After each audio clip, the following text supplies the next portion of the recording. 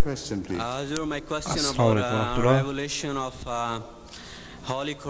Le Saint-Coran a été révélé au Saint-Prophète Mohammed sallallahu alayhi wa sallam, et je voudrais demander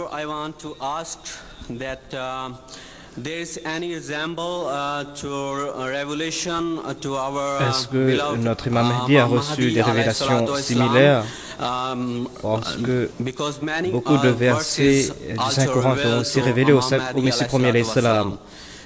En ce qui concerne la révélation, dit sa sainteté, l'authenticité de la révélation est la même, quel que soit le nom du récipiendaire. Tous les prophètes à qui Dieu s'est adressé à eux avec authenticité. Et en tant que tel, tous les êtres humains doivent respecter chaque prophétie et chaque révélation. C'est-à-dire, ils doivent accepter que toutes ces révélations viennent de la part de Dieu. En ce qui concerne la qualité de la révélation, cette qualité varie de prophète en prophète, parce que ce n'est pas seulement une question de celui qui a révélé, mais il y a aussi question de celui qui reçoit cette révélation. Si vous avez une radio de bonne qualité, vous allez recevoir les signaux, et en tant que tel, le saint prophète Mohammed sallallahu alayhi wa sallam, les révélations que le saint prophète sallallahu alayhi wa sallam étaient les plus excellentes, et on ne peut pas comparer ces révélations avec les révélations des autres. Le Saint-Coran, par exemple, déclare la nufarriqu bayna ahadim min rusul, c'est-à-dire c'est une confession ou c'est une profession du Saint-Prophète et de ses suivants que la nufarriqu bayna ahadim min rusul, jamais nous n'allons faire de différence entre les prophètes de Dieu.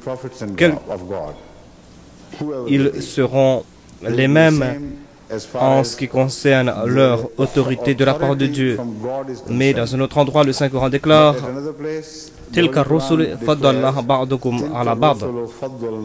voilà les prophètes de Dieu. Certains nous avons élevés au-dessus d'autres. Donc, les rangs des prophètes sont différents. L'authenticité de cette révélation et le respect qu'on attend de la part des gens, c'est quelque chose d'autre. De ce point de vue, le Messie premier alayhi salam l'a déclaré qu'il n'y a pas de différence entre mes révélations et les révélations reçues par les autres prophètes. Mais d'un autre point de vue, lui-même, il a déclaré que les révélations du saint prophète Mohammed sallallahu alayhi wa sallam sont au-dessus des révélations de tous les prophètes. Au contraire, le saint prophète Mohammed sallallahu alayhi wa sallam est supérieur à tous les prophètes. Donc, vous devez comprendre ce qu'il veut dire. Quand il veut dire le même type de révélation, cela veut dire, c'est une explication du verset du Saint-Coran que j'ai cité. Quand il parle concernant les rangs, alors il déclare sans aucune ambiguïté qu'il est le serviteur, le suivant du saint prophète Mohammed sallallahu alayhi wa sallam, ou qu'il est l'esclave spirituel parfait du saint prophète Mohammed sallallahu alayhi wa sallam. En ce qui concerne les révélations, ce n'est pas quelque chose de nouveau dans la Oumma. Même parmi ceux qui n'étaient pas des prophètes ou des mujaddid, eux aussi, ils ont reçu des révélations de la part de Dieu, et ils avaient reçu les paroles du Saint-Coran. Et des fois, cette révélation change quelque part, et les ulémas de cette époque n'ont pas objecté à ce propos, mais quand les mêmes versets du Saint-Coran ont été révélés au Messie premier alayhi salam, c'est là qu'ils trouvent des exceptions, ils commencent à objecter. Il n'y a pas de raison pourquoi on doit différencier entre un phénomène ou une expression du même phénomène. Donc ce n'est pas juste de faire la différence entre ces phénomènes. En ce qui concerne la révélation du Saint-Coran que le Messie premier alayhi salam avait reçu, cela a été fait pour mettre de l'emphase sur certains enseignements du Saint-Coran. À différentes époques, dans les situations changeantes, les versets du Saint-Coran entrent en action et ces versets s'appliquent spécifiquement pour certaines époques et pour certaines situations. Et puisque le Messie premier, l'Islam, devait servir la cause du Saint-Coran dans différentes façons et que son service devait s'étendre pour environ 1000 ans et qu'il devait servir l'islam et la nouvelle époque. Donc évidemment, la révélation qu'il devait être révélée devait être répétée et c'est pour cette raison qu'il a reçu des versets du Saint-Coran en révélation. Jazakumullah.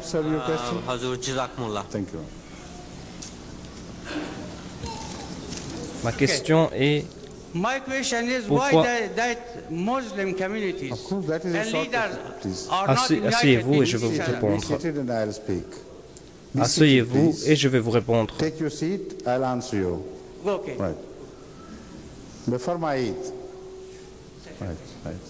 Sa question est courte, mais la réponse non plus n'est pas très longue.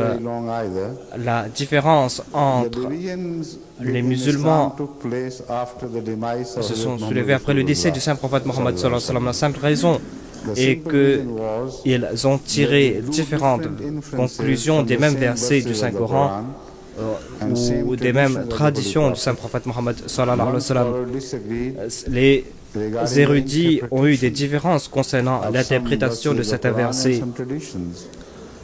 Ces différences ont été résolues au début à cause de du califat qui existait.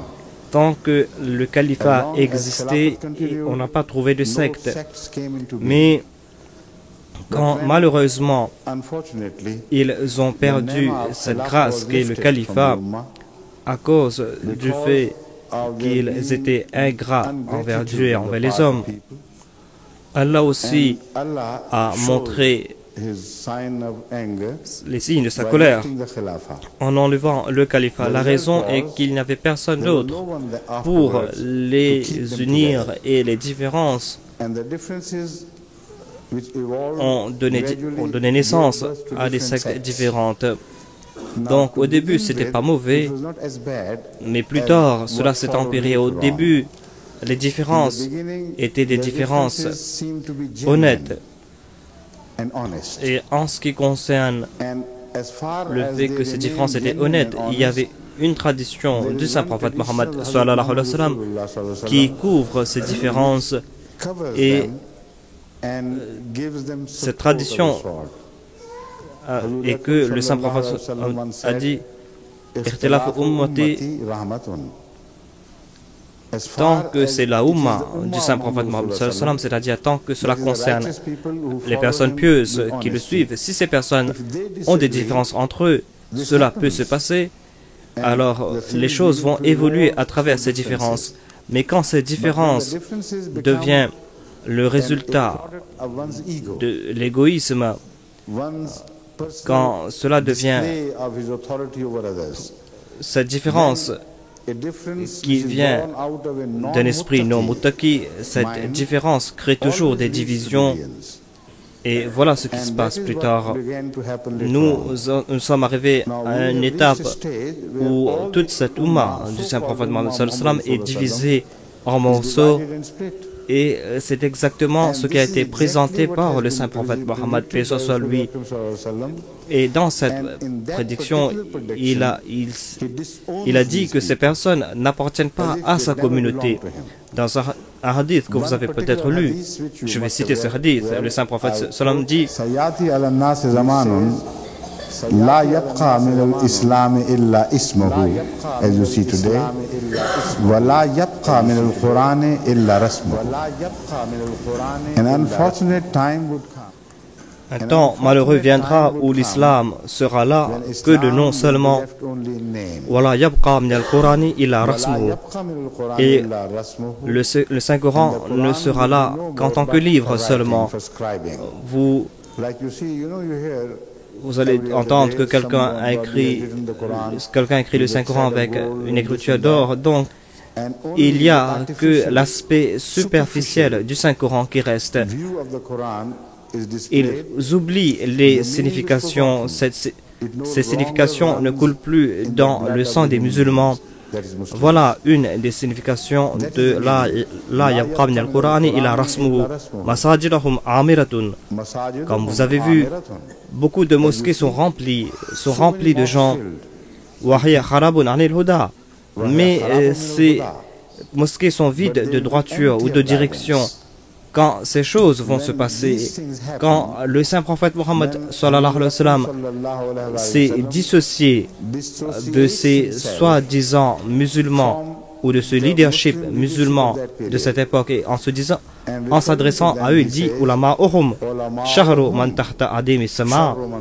Il n'a pas dit ulama'i, il a dit les ulémas de ces personnes qui n'ont aucune relation avec moi. Les ulémas de ces personnes seront les pires créatures sous la calotte du ciel. Donc voilà la réponse à votre question. Cela devait se passer, cela était destiné à se passer, parce qu'il n'y avait plus ce leadership central, ni dans le califat. Le califat n'était pas là pour résoudre ces questions. Et le califat n'était plus là pour unir la Ummah. Quelle était la réponse alors? Qu'est-ce qui manquait? C'est-à-dire, on manquait une autorité de la part de Dieu. Donc, pour remettre la Ummah sur les rails et pour les unir sous un seul leadership, cela devait venir que de la part de Dieu. Cela n'allait se passer quand Dieu allait envoyer quelqu'un. Voilà donc la prophétie du saint prophète Mohammed sallallahu alayhi wa sallam, c'est-à-dire que l'imam Mahdi allait venir. Cet imam Mahdi devait apparaître de la part de Dieu. Le Messie viendra et ce Messie sera un leader choisi par Dieu. Et ils auront des pouvoirs de la part de Dieu, ils seront illuminés par Dieu et ils pourront remettre la Ummah sur les rails. Et nous, en tant qu'Ahmadis, nous croyons que ce processus a déjà débuté environ 100 ans auparavant. Et cet imam Mahdi est venu et il a commencé ce processus de réunir la Ummah. Et c'est lui qui les a réunis sous une seule bannière de la califat. Et voilà ce que nous voyons. C'est un phénomène qui continue et qui est en train de progresser. C'est un phénomène qui est en train de couvrir la terre en entière. Donc voilà ma réponse courte à votre question. Je vais me tourner vers votre question. Huzour. Hazur. Is this on? Okay. It's working? I just send greetings from Canada. I just send greetings from Donc je voudrais vous saluer de la part du Jama de Canada. Je suis un invité, M. Jamil Bat m'a invité à cette session. Et c'est monsieur. Vous êtes le bienvenu. C'est un très grand plaisir pour moi d'être présent aujourd'hui.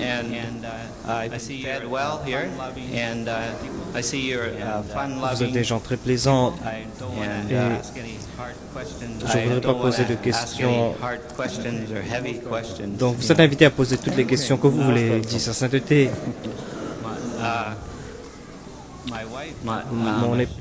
Mon épouse avait une question.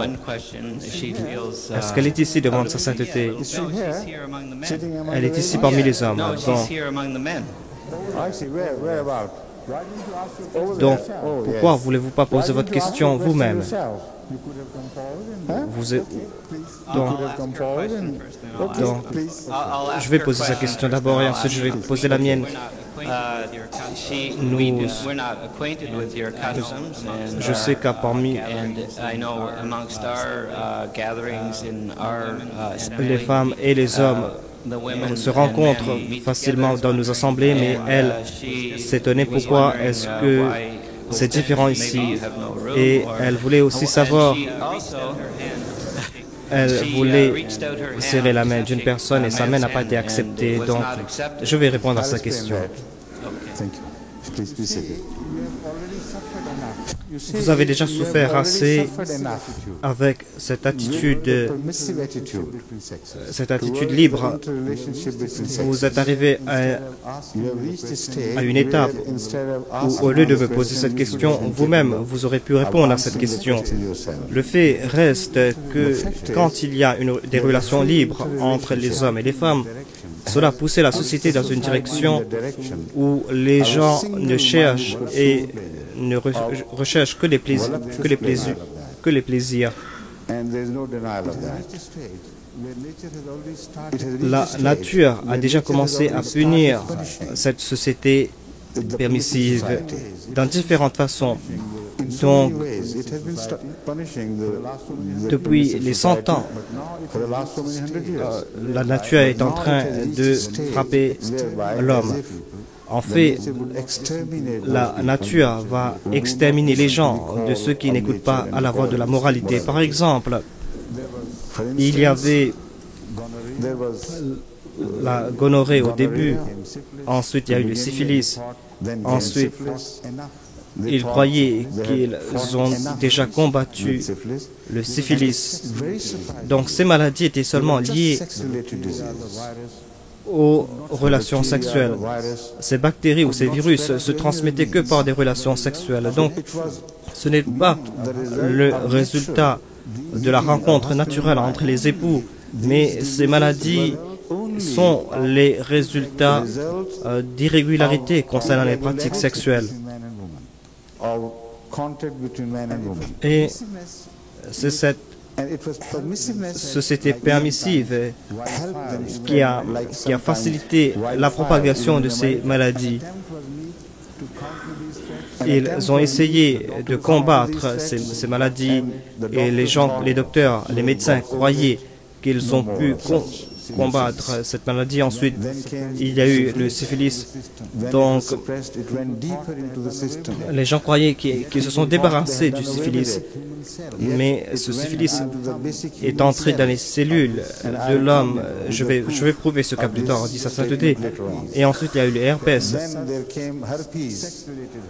C'est-à-dire le herpès qui est lié avec les relations sexuelles. Donc, les mêmes personnes ont souffert. Donc, ce n'était pas comme le herpès ordinaire qui, une fois qui est guéri, le herpès ne revient pas. Mais ce type d'herpès a toujours créé des difficultés à cause des plaisirs licencieux. Et les gens n'ont pas pu, les personnes qui sont frappées de cette maladie n'ont pas pu s'en débarrasser. Et ensuite, il y a eu le sida. Pourquoi est-ce qu'on ne doit pas lire un message dans toutes ces maladies? Il y a une histoire continue, c'est-à-dire une série de punitions qui viennent de la part de la nature, qui sont liées avec cette attitude libertaire. Et les choses dépassent notre contrôle, ne sont plus sous notre contrôle. Savez-vous combien de personnes sont en train de souffrir du sida? Peut-être que vous ne connaissez pas les chiffres, mais je peux vous dire que d'après certaines recherches, ils ont dit qu'en Amérique seule, peut-être qu'il y a environ 30% de la population est en train de transporter le sida. Peut-être que ce sida n'est pas actif, mais ce virus peut être dormant pour 8 ans. Donc un temps viendra où, à cause d'une catastrophe ou à cause d'une certaine pollution, ces cellules vont s'activer et cette maladie va devenir une maladie épidémique, non pas dans sa forme dormante, mais dans sa forme active. Donc tout cela est à cause de ces habitudes libertaires. Combien de familles sont brisées dans les sociétés les plus avancées de ce monde? Combien? Est-ce que cela ne suffit pas? Demande sa sainteté. Quel prix voulez-vous payer? Essayez essayé de défier cette maladie au début. Donc, quand vous ne promouvez pas les relations libres entre les hommes et les femmes, donc voilà la première mesure préventive contre cette société qui a cette qualité intrinsèque que dépasser les limites. Quand les femmes sont maintenues dans un endroit séparé, en fait, ce ne sont pas eux qu'on sépare, mais ce sont les hommes qu'on sépare. Le danger vient de la part des hommes vers les femmes et non pas des femmes vers les hommes. Donc, en fait, on sépare les hommes afin de sauver les femmes des regards des hommes. Donc, on ne peut pas arrêter le regard des hommes. Donc, qu'est-ce qui se passe dans les églises, par exemple? Les hommes et les femmes prient ensemble. Et quand ils vont à l'église, et elles s'habillent de la meilleure façon possible. Elles utilisent tout leur maquillage comme si Dieu attend à voir leur beauté. Le Saint-Coran parle de différentes formes de beauté. Le Saint-Coran déclare que prenez votre taqwa, prenez votre gratuit, prenez cette beauté intérieure quand vous portez à la mosquée. Donc, le résultat est que ces personnes créent des distractions dans les mosquées ou dans les églises. Quand nous venons ici dans une mosquée pour prier, et quand nous sommes seulement les hommes, il n'y a pas de distraction. Parce que on n'a pas une société gay parmi nous. Au contraire, on prend toutes les mesures pour nous débarrasser de ces tendances.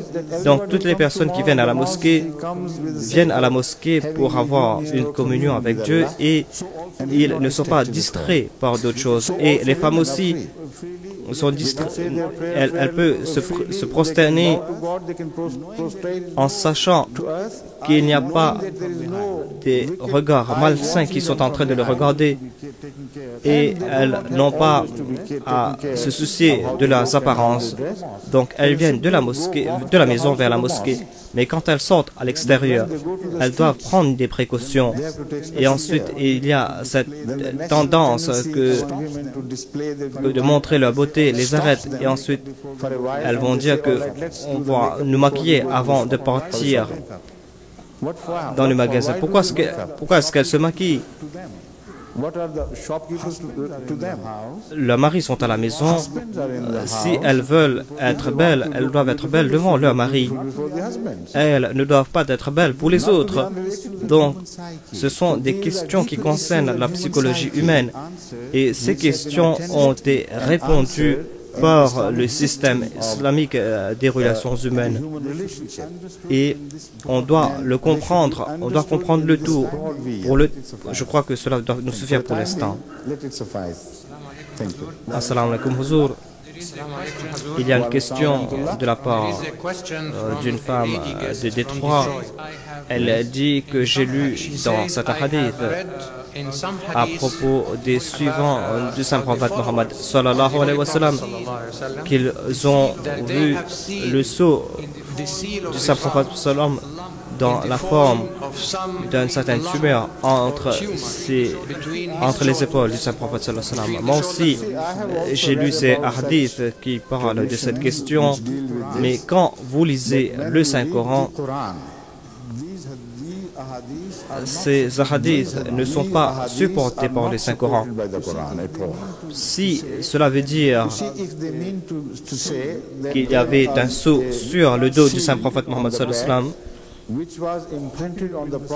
comment pouvez-vous construire ce scénario? Donc cela n'a plus de sens. Je peux seulement dire que peut-être qu'il y avait quelque chose de symbolique pour montrer un certain signe. Mais quand le Saint-Prophète est mentionné, il n'a pas été dit dans le Saint-Coran que c'est lui qui porte ce sceau. Il est dit que c'est lui le sceau. Il y a un monde de différence entre ces deux déclarations. Le Saint-Coran déclare qu'il est le sceau des prophètes. Et ces hadiths disent que le Saint-Prophète, soit lui, portait un sceau.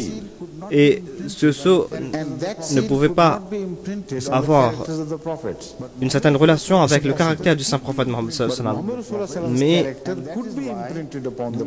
nous savons que ce prophète qui se conforme aux qualités du saint prophète Mohammed sallallahu alayhi wa sallam, c'est lui le vrai prophète. Le prophète qui est en désaccord avec le caractère général du saint prophète Mohammed sallallahu alayhi wa sallam est un imposteur. Donc voilà la signification d'un sceau. Donc toute la personne du saint prophète Mohammed sallallahu alayhi wa sallam est le sceau des prophètes.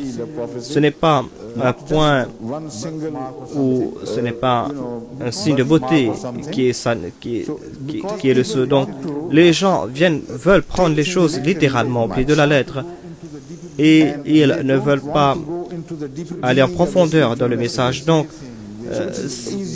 ils ne cherchent que quelque chose de facile, et les personnes avec de telles attitudes superficielles mettent en exergue ces significations. Oui, on ne sait pas quand ces hadiths ont été collectés, peut-être 200 ou 300 ou 400 ans après le décès du saint prophète Mohammed sallallahu alayhi wa sallam. Mais je ne sais pas. Je ne connais pas concernant la chaîne des narrateurs de ces hadiths, mais je sais cela. Donc, il y a un principe fondamental que si un hadith contradit une déclaration claire et nette du Saint-Coran, alors soit que ce hadith doit être compris en conformité avec cette déclaration du Saint-Coran, ou qu'on doit rejeter ce hadith comme n'étant pas une déclaration du saint prophète Mohammed sallallahu alayhi wa sallam. Les paroles du saint prophète Mohammed sallallahu alayhi wa sallam ne peuvent pas contredire les paroles du saint prophète du Saint-Coran. Donc on doit soit trouver cette solution on va voir que ce hadith se conforme à ce verset du Saint-Coran qui dit Walaki Rasulallahi wa Khatam al-Nabiyyin. Mohammed est le Khatam al-Nabiyyin. Un Khatam n'est pas. Le saint prophète ne porte pas un Khatam. Le saint prophète ne porte pas un sceau. Donc, si quelqu'un peut expliquer cela à la lumière de ce verset, c'est là que je pourrais expliquer ce hadith. Assalamu alaikum Huzour. Je suis Karim Batti de...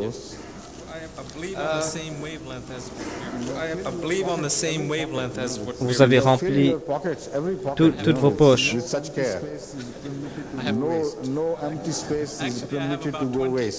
J'ai environ 20 poches. Donc, Huzour, ma question concerne le saint prophète Mohammed sallallahu alayhi wa sallam. Et dans les hadiths, un hadith plutôt cité par Abu Daoud,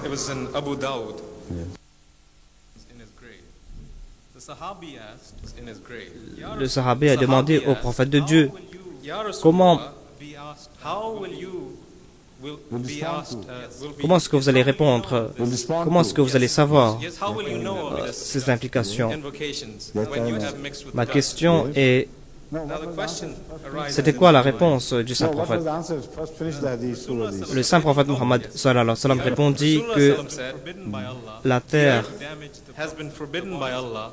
ne peut pas endommager les corps des prophètes. Donc, pouvez-vous nous expliquer ce hadith? Est-ce que cela va à l'encontre de la nature ou du Saint-Coran?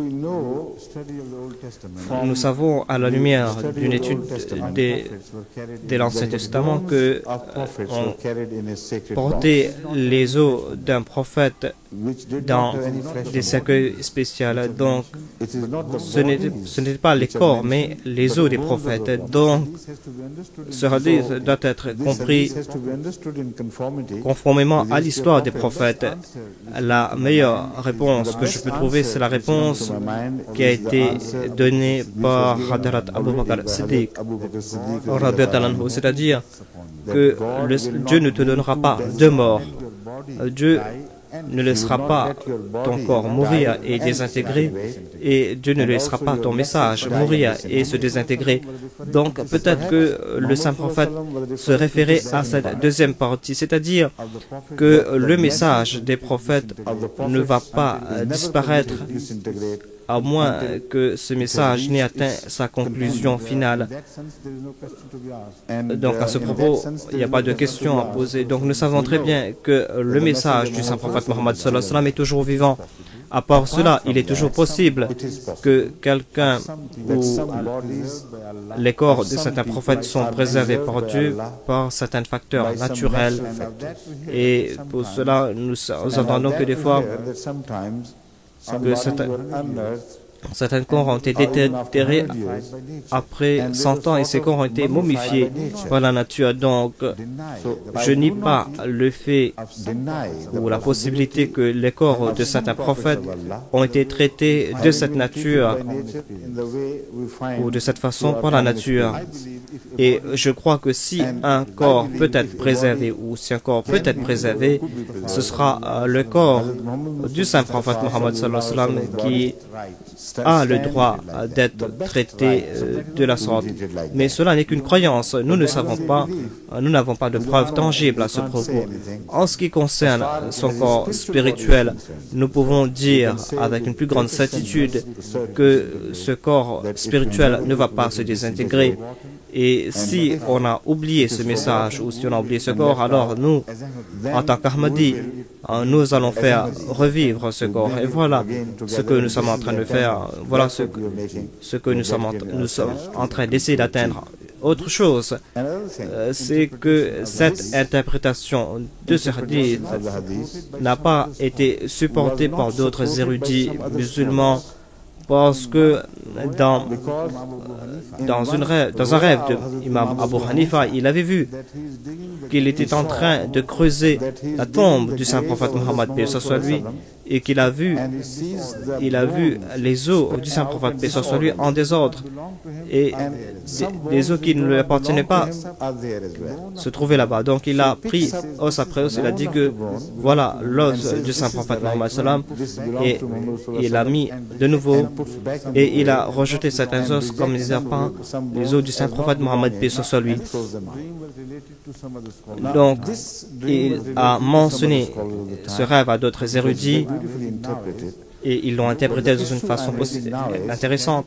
Mais personne n'a dit que ce rêve était satanique, parce que le corps du saint prophète, paix soit lui, ne peut pas se désintégrer. Donc, que peut-être que ce rêve est un rêve satanique. Quand ils ont interprété ce rêve, c'est là que Imam Abu Hanifa a compris ce message. Il a dit que Dieu sera avec toi, c'est-à-dire Dieu va t'accorder la sagesse pour que tu puisses différencier entre les vrais et l'ivré parmi les hadiths. C'est-à-dire, tu vas tirer des bonnes conclusions concernant la jurisprudence islamique. C'est-à-dire, Dieu va t'accorder cette lumière afin de trouver quelles étaient les paroles véridiques du saint prophète Mohammed sallallahu alayhi wa sallam et quelles étaient les paroles qui étaient liées au saint prophète Mohammed sallallahu alayhi wa sallam, mais des paroles qui ne sont pas sorties de sa bouche. Et cela s'est réalisé dans ce sens, dans une façon extraordinaire. L'histoire témoigne en sa faveur. Donc, certaines choses spirituelles doivent être interprétées et on doit pas mettre de l'emphase sur certains aspects physiques de ces hadiths, parce qu'on ne peut pas témoigner de cela. Donc pourquoi perdre votre énergie? Combien de tombes de prophètes vous allez creuser pour aller voir si cette interprétation est bonne?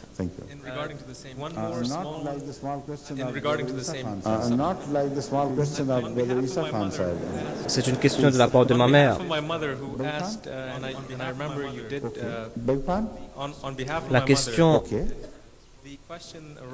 je crois que c'est une question que vous avez peut-être répondu dans un sermon quelques semaines de cela, c'est-à-dire le saint prophète sallallahu alayhi wa sallam avait l'habitude de prier pour qu'ils soient protégés de la punition de l'enfer. Donc, je ne sais pas c'est quoi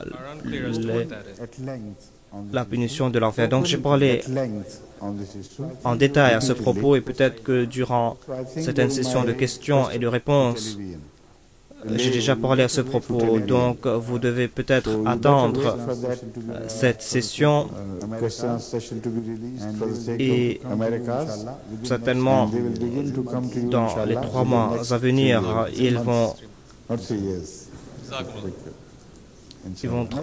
vous aurez cette question et réponse, cette session de questions-réponses sur la MTA. Qui êtes-vous, s'il vous plaît? Mon nom est Shahid Bihari. J'ai une courte question. C'est une question en 2 parties. Comment pouvez-vous convaincre quelqu'un qui est scientifique concernant l'existence de Dieu et l'importance de croire en Dieu? Comme vous avez dit, cette question demande une longue réponse. Mais tout d'abord, dites-moi, comment pouvez-vous établir le fait que vous-même vous existez? Pour moi-même,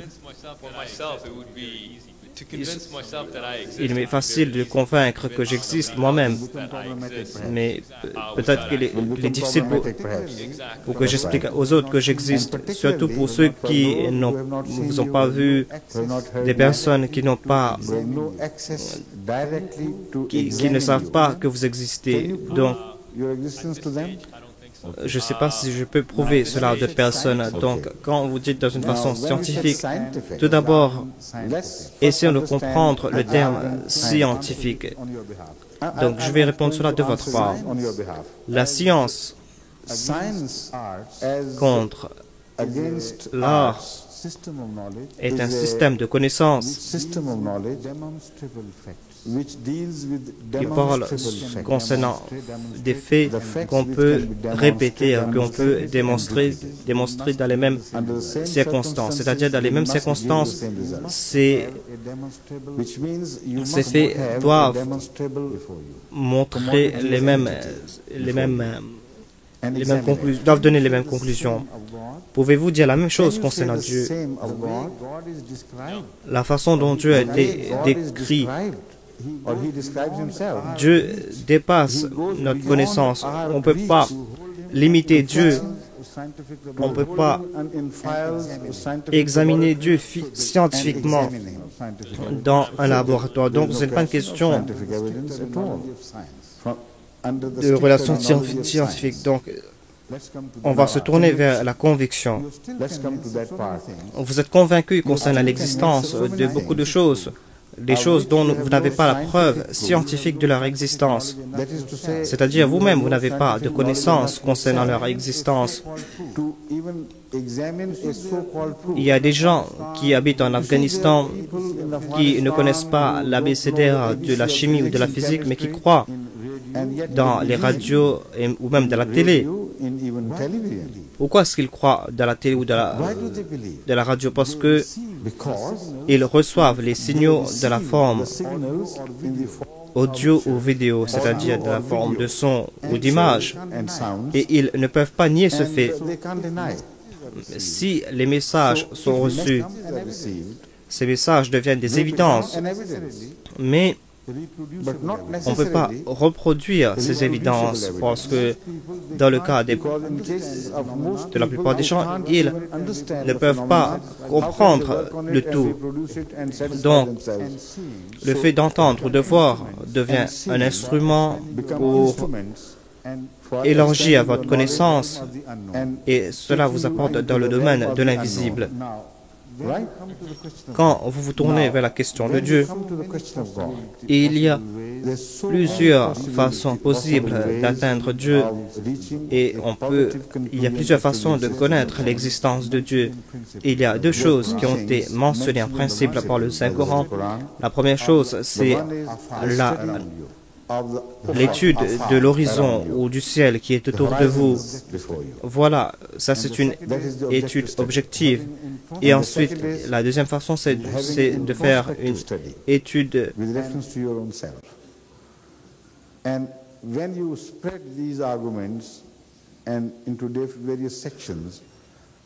introspectif, et vous allez voir plusieurs chapitres qui concernent un aspect ou un autre aspect en faveur de l'existence de Dieu. Et ce sera une très longue réponse, mais je vais venir à la dernière partie. Je vous demande de vous étudier vous-même introspectivement. Vous avez une certaine vision, vous avez une ligne de conduite. Vous pouvez imaginer des choses au-delà de cette salle. Vous pouvez atteindre les extrêmes de l'espace à travers votre imagination. Est-ce qu'une matière morte pourra-t-elle faire la même chose? Quelle est la différence donc entre vous et les autres? Quelle est la vision? Que veut dire les 5 sens que vous avez? Est-ce que cela appartient dans le domaine de la chimie ou de la physique? Non. Si cela appartient au domaine de la chimie ou de la physique, la chimie ou la physique en tant que telle ont joué leur rôle pour les dernières 20 millions d'années. Et l'homme, en tant que vie sur cette terre, vient de prendre naissance, qui a très peu de temps comparé au temps qui s'est écoulé. Cette chimie et cette physique est commune dans tout l'univers, mais vous ne trouvez pas la manifestation, cette manifestation. Donc, si ces matières étaient animées, quelque chose s'est passé. Il y a une conscience qui s'est soulevée, et cette conscience ne fait pas partie de la chimie ou de la physique. Et cela est vous, cette conscience, c'est vous. Et cette conscience est liée aux 5 sens. S'il n'y avait pas ces 5 sens pour animer cette conscience sera morte. Vous avez la vision, vous avez l'ouïe, vous avez le goût. Et tout cela n'est pas présent dans la matière morte. Donc, étudiez les 5 sens à la lumière de votre conscience, et vous allez voir qu'un autre monde va s'émerger. Un autre monde qui ne peut pas s'émerger du néant. Donc la question n'a que 2 parties. Votre question n'a que 2 parties, c'est-à-dire soit que vous êtes éternel, ou que votre Créateur est éternel. Il n'y a pas de 3e option possible. Vous n'êtes pas éternel en tant qu'humain, mais vous êtes organisé, et vous êtes organisé dans une façon si extraordinaire, avec une telle perfection, que cela demande un être conscient qui va organiser le tout. Parce que j'ai répondu à cette question quelque chose auparavant, j'ai dit que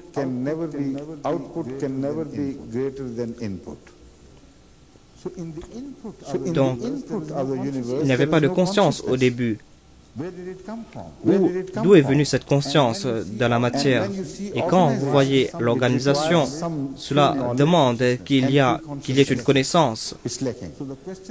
Donc, votre question n'a que 2 parties. Soit que vous êtes éternel, avec votre conscience, vous êtes éternel, mais vous n'êtes pas, ou quelqu'un d'autre est éternel, et il est éternel et il a une grande conscience. Vous ne pouvez pas vous débarrasser de l'éternité. S'il n'y a pas de Dieu, alors c'est la matière morte qui doit être éternelle.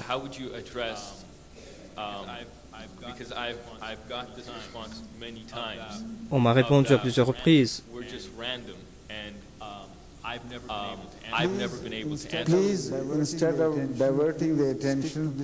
Contentez-vous de cette question et confrontez-vous à cette question. Est-ce que vous êtes éternel, vous, oui ou non? Est-ce que votre conscience est éternelle, oui ou non? Comment, si vous n'êtes pas éternel, donc qui vous a organisé? Avant vous, il doit y avoir une certaine éternité qui possède une conscience, parce que cette conscience ne peut pas venir sans l'éternité. Donc, soit qu'un être inconscient ou que la matière morte est éternelle ou qu'une certaine forme de vie soit éternelle. Donc, on ne peut pas s'y échapper. Vous pouvez faire ce que vous voulez, vous ne pouvez pas vous échapper à cette question inévitable. Si votre conscience n'est pas éternelle, alors on doit trouver une autre forme de conscience qui est éternelle, et cela est Dieu. Donc c'est une réponse très brève. Donc attendez.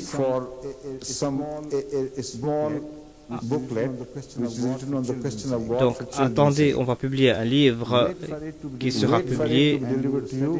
Vous allez étudier ce livre et vous allez trouver plusieurs points intéressants à ce sujet. Vous ne pouvez pas prolonger cette même question dans la forme d'une forum alors que d'autres personnes aussi ont le droit de poser leurs questions.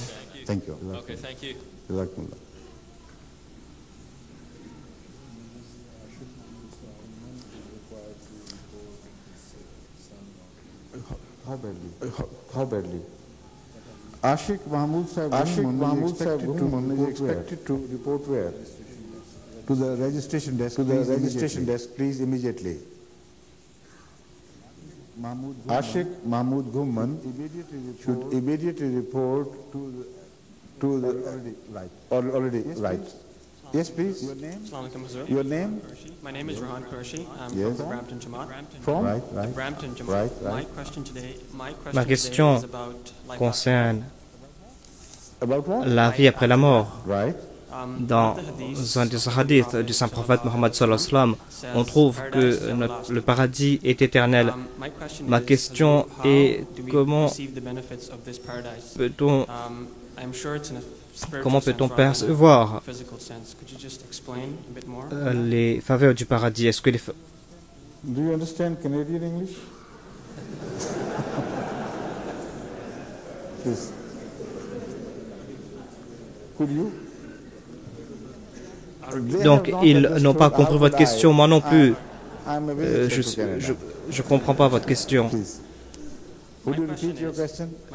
Ma question est, il est dit dans un des hadiths du saint prophète Mohammed sallallahu alayhi wa sallam que le paradis est éternel. Donc, j'ai compris de sa sainteté. La question alors, comment peut-on recevoir les bénédictions de ce paradis? Je sais que le paradis sera plus spirituel que physique. Pouvez-vous nous expliquer comment le paradis est beaucoup plus spirituel? Donc, vous aurez dû lire le livre du Messie premier, alayhi salam, la philosophie des enseignements de l'islam. Dans ce livre, vous allez voir la réponse à votre question. Donc, lisez ce livre et vous allez trouver la réponse.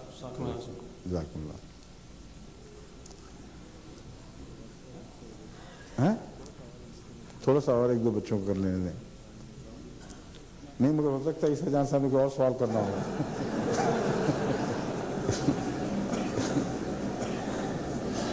You see, have you heard, have you heard that famous Persian couplet? मैंने पारे दरिया तख्ते बंदम कर दई बाज़मी गोई के दामन तारमक होशियार बाश. Ils m'ont mis face à des personnes comme vous et ils veulent que je prenne en considération le temps. Donc ce n'est pas possible.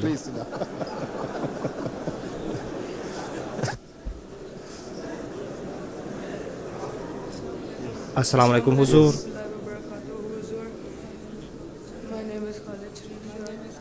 My name is Khalid Sharif Shah and I have one question. I am from North York Jamaat. My question is Huzur. D'après les prophéties du Messie premier, alayhi salam,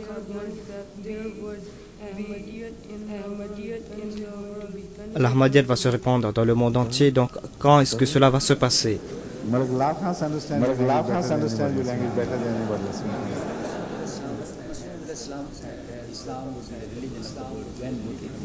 Right.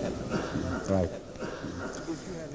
If you had read a few sentences on, the answer would have Si been found vous aviez there. lu quelques phrases, He explained quelques lignes avant, well within vous allez 300 trouver la years réponse. Il a dit, from the time of this 300 ans prophecy, après cette Ahmadiyyat prophétie, is the grace of l'Ahmadiyyat, Allah would par la grâce de represent Dieu, va Islam. représenter l'islam And all other et verses of Islam toutes les formes would be de subjugated l'islam and would become seront small subjuguées et as vont compared to the disparaître Ahmadiyya representation of face Islam. à cette représentation And that de l'islam spread all over the world. qu'est l'Ahmadiyyat. And the Et non-believers would il y aura exist, des non-croyants, not only mais as ils minorities, ne seront que small des minorités, as ils ne remnants seront of the past. que les restants du passé, tout Like comme animals les before animaux human avant les beings êtres humains are still sont retained toujours by là. nature. Mais But with a relevant ces animaux sont insignificance. insignifiants face à l'humanité. Donc le Messie premier l'Islam a déjà répondu à cette question. C'est-à-dire il avait dit dans le même endroit que cela va se passer après 300 ans. Donc nous sommes dans le deuxième siècle. Est-ce que vous ne voyez pas ce changement? Comment rapidement l'Ahmadiyyat est en train de se répandre par la grâce de Dieu? Donc, on peut témoigner le début de l'accomplissement de cette prophétie. Et nous pouvons dire que, Inch'Allah, durant notre vie, nous allons voir que l'Ahmadiyyat va progresser rapidement. Et après quelques années, dès quelques années auparavant, on ne pouvait pas imaginer de telles choses. Donc, je crois que c'est la dernière question pour cette nuit. Inch'Allah, on va se rencontrer pour une autre session demain. Donc, ceux qui n'ont pas eu l'opportunité de poser leurs questions, ils peuvent attendre jusqu'à demain.